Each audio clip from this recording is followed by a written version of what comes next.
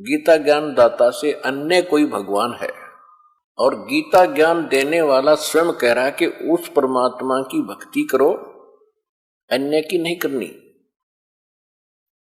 और उसकी भक्ति से आप वो पद प्राप्त करोगे, वो स्थान प्राप्त करोगे कि फिर कभी जरा मरण नहीं होगा, फिर लौटकर संसार में कभी नहीं आओगे।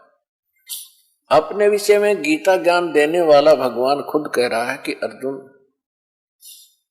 दूसरे अध्याय के 12वें श्लोक में, चौथे अध्याय के 5वें और 9वें श्लोक में, 10वें अध्याय के दूसरे श्लोक में,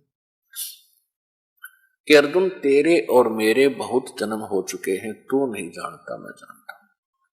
इससे सिद्ध है कि गीता ज्ञान देने वाला भी नाशवान, तो उसके पुजारी आप पे नाशवान, तो वो मोक्ष नहीं हुआ जो 15वें अध्याय के 4थे श्लोक में लिखा है कि जहां जाने के बाद साधक फिर कभी लौटकर संसार में नहीं आता।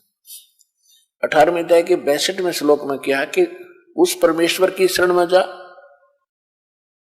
जो पूर्ण मोक्ष देता है, उसकी कृपा से तू परम शांति को प्राप्त होगा और शाश्वत स्थान को प्राप्त होगा। शाश्वत स्थान माने जिस स्थान का कभी नाश ना होता हो, हम उसे सतलोक कहते हैं, और गीता में उसको सनातन परम धाम कहा है।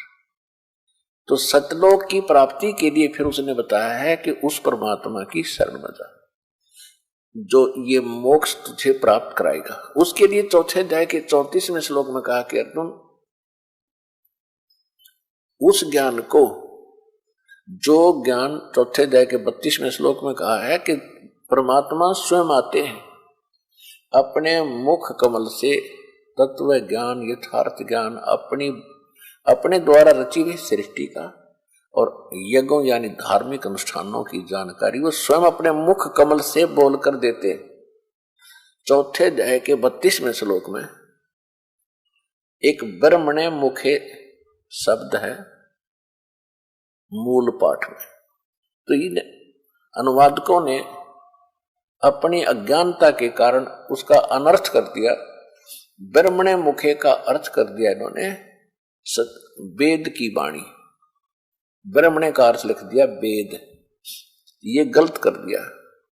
ब्रह्मणे का अर्थ 17वें अध्याय के 23वें श्लोक में इन्हीं अनुवादकों ने सही किया है, उसका अर्थ किया है, ब्रह्मणे का अर्थ किया है सच्चिदानंद घन ब्रह्म यानी पूर्ण परमात्मा।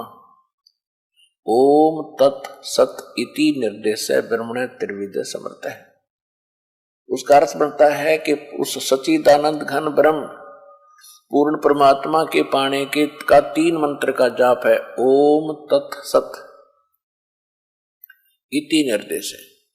तो वहां ब्रह्मणे शब्द है, तो ब्रह्मणे शब्द का अर्थ सही किया वहां पर इन्होंने, इनकी बुद्धि वहां विचलित नहीं हुई। सच्चिदानंद घन ब्रह्म के पाने का यानी गीता ज्ञानदाता से कोई और परमात्मा है, वो ब्रह्मणे कहलाता है, यानी ब्रह्म से बड़ा भगवान। ब्रह्म ते गीता ज्ञानदाता है, श्री कृष्ण में प्रवेश करके बोल रहा है, ये काल है।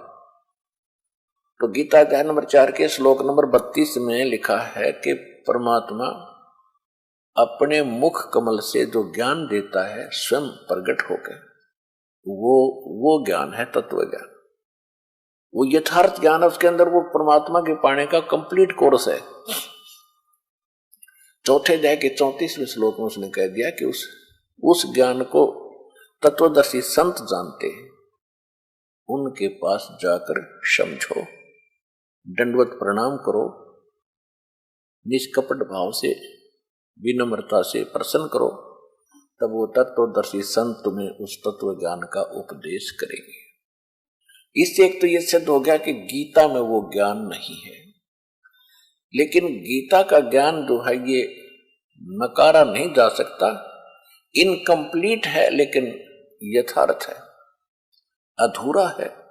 जैसे एक तो 5वीं कक्षा का सिलेबस होता है पाठ्यक्रम, एक 10वीं तक का होता है, तो गीता और वेद ये समझो मैट्रिक यानी 10वीं तक का सिलेबस है। 10वीं तक का सिलेबस गलत नहीं होता, आगे की पढ़ाई के लिए आगे सिलेबस और होता है, और परमेश्वर की वाणी में वो कंप्लीट है, प्रथम से लेकर और लास्ट पढ़ाई तक। तो वो है तत्व ज्ञान। उस तत्व ज्ञान की प्राप्ति के उपरांत अपने को न वेदों की आवश्यकता, न गीता की, न पुराणों की, न कुरान, न बाइबल की। क्योंकि वो ज्ञान ऐसा छुप गया हमसे कि उसको तो हमने गलत मान लिया, और जो गलत ज्ञान हमें प्राप्त था उसको हमने सत्य मान लिया। जबकि हमारे सदग्रंथ ये बता रहे हैं कि जो 600 वर्ष पहले परमात्मा कबीर जी बनारस में, काशी में एक दुल्हाई की भूमिका करते हुए और ये ज्ञान भी यथार्थ बोला करते थे, उस ज्ञान के अंदर आज परमात्मा के ज्ञान में ये वेद और गीता वाला ज्ञान पुराणों का ज्यों का तो लिखा है। और जिसकी ऑप्शन छोड़ रखी है कि उस तत्वदर्शी संत से पूछो, वो ज्ञान भी है उसमें। तो वो तत्व ज्ञान है, वो सूक्ष्म वेद है, वो 5वां वेद है। तो सूक्ष्म वेद परमात्मा ने स्वयं आकर बोला है।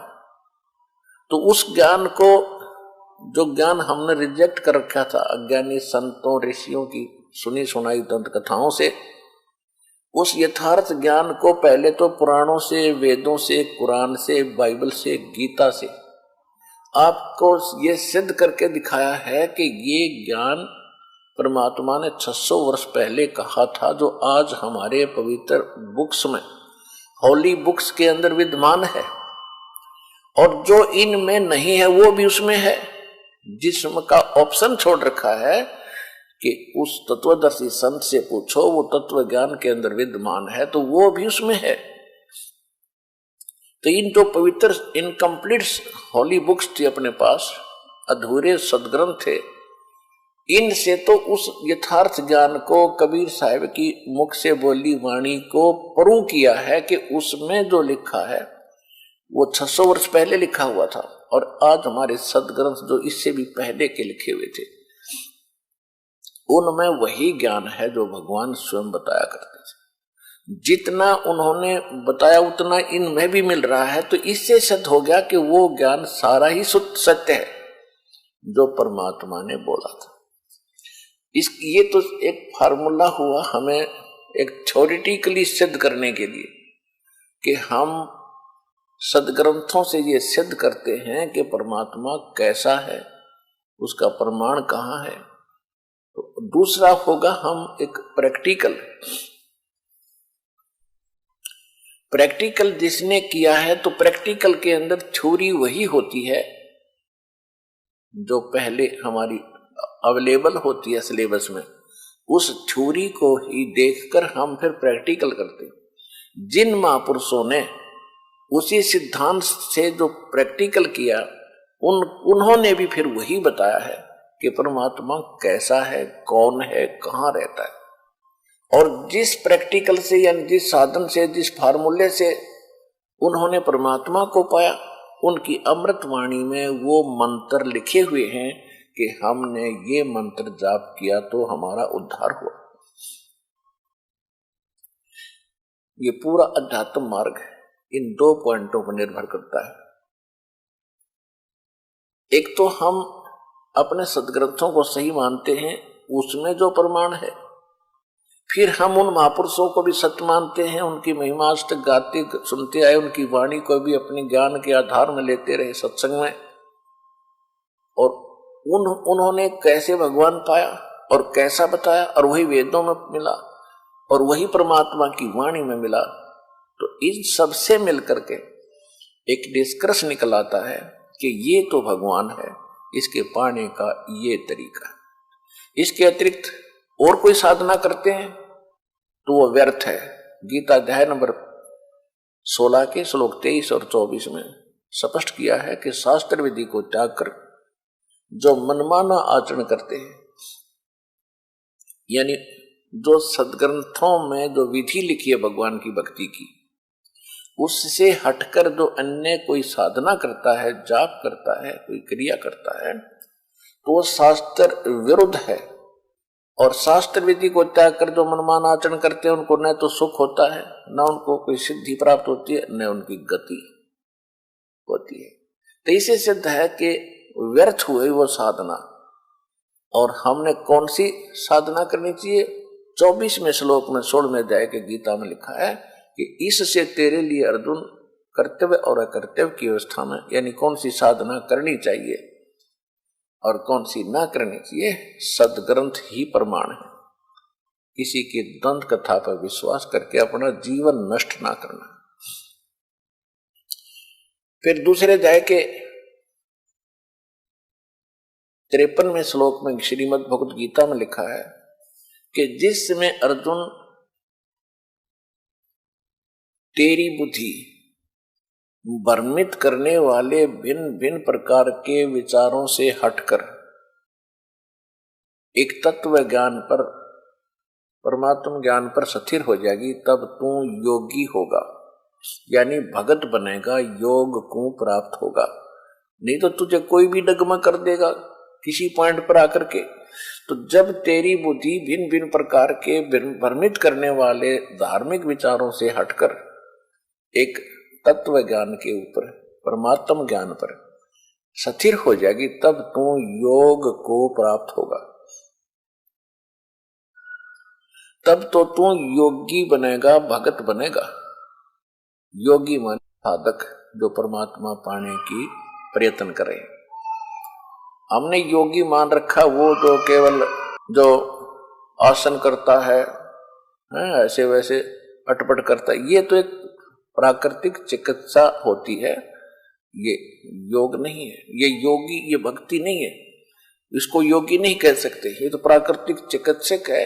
लेकिन पहले ये साधक जो ऋषि होते थे, ये अपने स्वास्थ्य के लिए ये क्रिया भी साथ करते थे, क्योंकि स्वस्थ शरीर से ही भक्ति बनती है।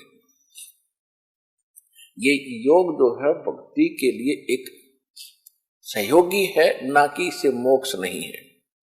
भक्ति का मीन स्वास्थ्य रखने के लिए, पहले और ये ऐसी वैसी साधनाएं नहीं थी।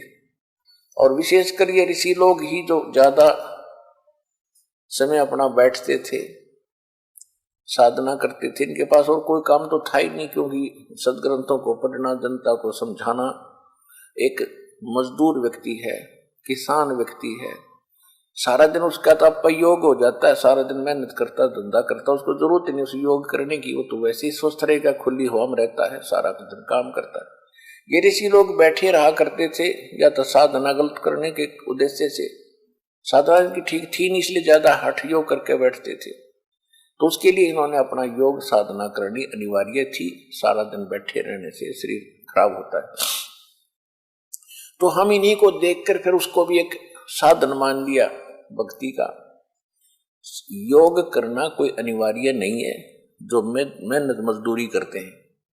योग साधना करना कोई पाप नहीं, बुरा नहीं।